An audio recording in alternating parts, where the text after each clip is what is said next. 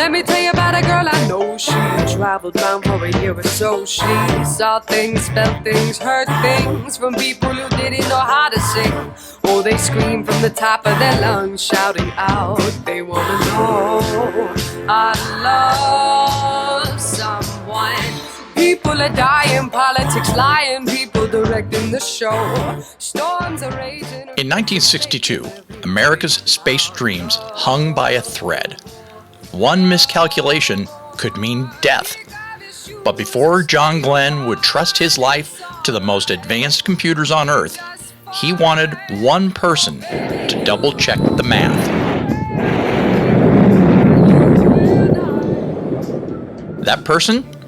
A 44-year-old black woman from West Virginia who had been obsessed with numbers since she was 4 years old. Break recoveries all at my door.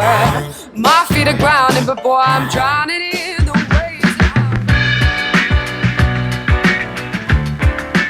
waves. White Sulphur Springs, West Virginia, 1922. While most 4-year-olds were playing with dolls, Katherine Coleman was walking up the street with a mission. She graduated in 1937, summa cum laude, in math and French. Now, her numbers part came in because at 4 years old, she was walking up the street and they said, well, where are you going, little girl? She said, my brother's having trouble with math in school and I'm going to help him. She was the youngest. My grandfather did not stop her or they'd make her go home.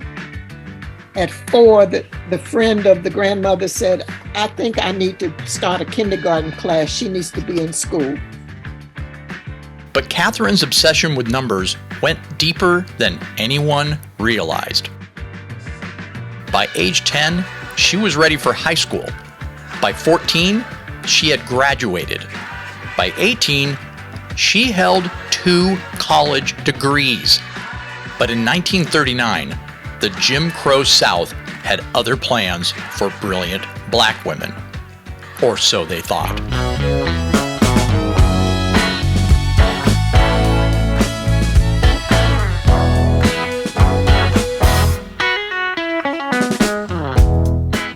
(1953). The National Advisory Committee for Aeronautics was desperate. The Cold War was heating up, and they needed mathematical minds. For the first time, they opened their doors to black women. Katherine was assigned to a pool of human computers, women who performed calculations by hand. But within weeks, something unprecedented happened. Her first major case? A deadly mystery that was killing pilots across America. Small planes were suddenly crashing after encounters with larger aircraft. The cause? Unknown. The solution? Katherine Coleman Goebel. Her calculations proved that invisible wake turbulence from big planes could destroy smaller aircraft. Her findings changed aviation safety rules that are still protecting lives today.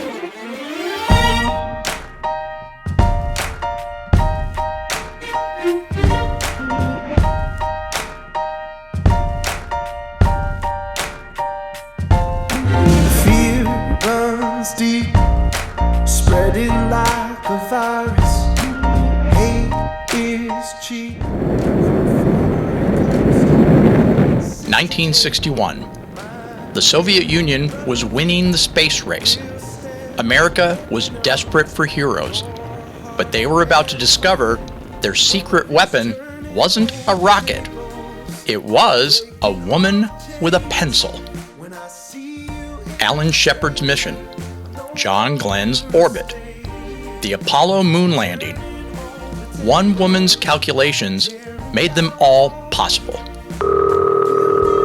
But it was one phone call that would make Katherine Johnson a legend.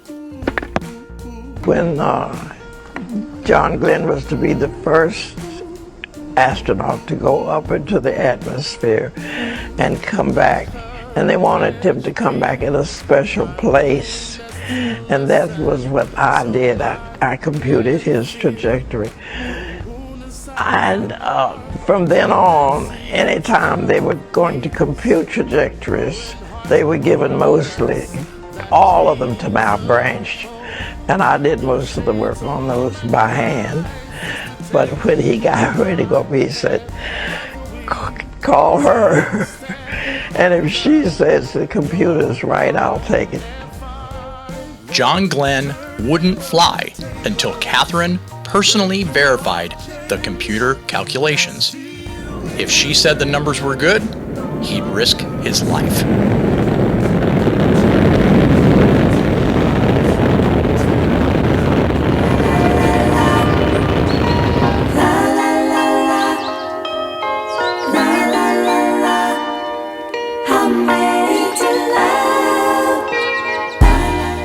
For 50 years, Katherine Johnson remained America's best-kept secret. Then, in 2016, Hollywood came calling. The problem is when the capsule moves from an elliptical orbit to a parabolic orbit.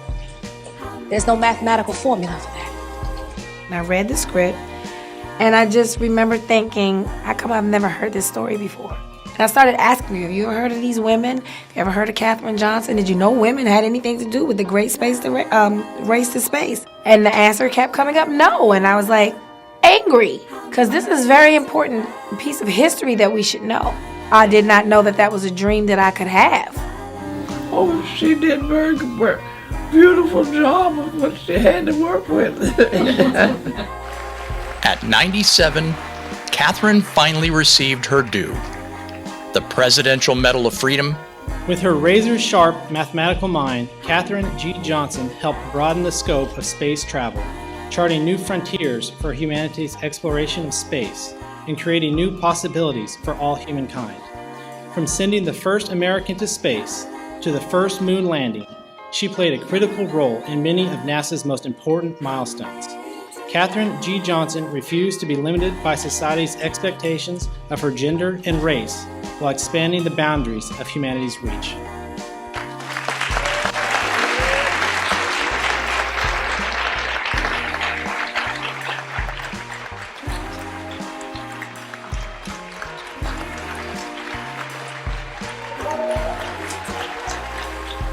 A standing ovation at the Oscars. Whose brilliance made our nation's achievements in space possible.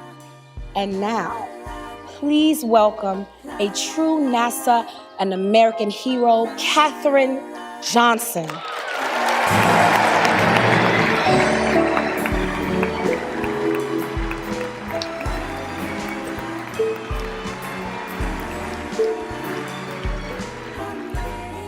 Katherine Johnson passed away on February 24th, 2020, at age 101. She had spent her final years watching a new generation of young women reach for the stars. The girl who counted everything had finally been counted among America's greatest heroes. Well, now, if they just did the hard work that I did, which was my job, I did it every day. I never missed a day. Never stayed home playing stick and stuff. But my problem was to answer questions. And I did that to the best of my ability at all times.